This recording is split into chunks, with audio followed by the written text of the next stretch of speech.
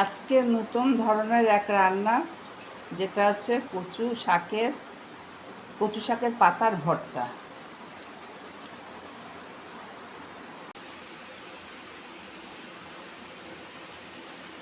আজকে নতুন ধরনের আমার কাছের খাবার, কারণ আমি কোনোদিনও এই খাবারটা খাইনি।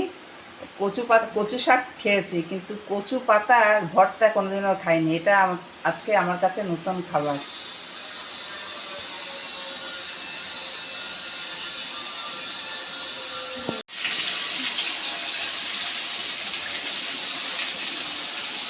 দিয়ে দিচ্ছি পেঁয়াজ, আর রসুন, আদা আর গোলমরিচ থেতো করে দিয়েছি। এটাকে একটু ভাজা ভাজা করতে হবে।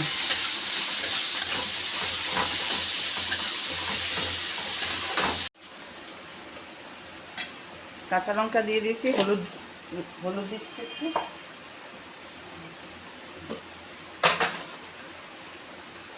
লবণ লবণ দিচ্ছি একটু, আর চিনি দিয়ে দেবো। অল্প করে চিনি দেবো একটুখানি। চিনি দিয়ে এটা একটু ভাজা ভাজা করবে। কচু পাতাটা দিয়ে দেবে এর মধ্যে। কুচিয়ে রেখেছি পাতাটা।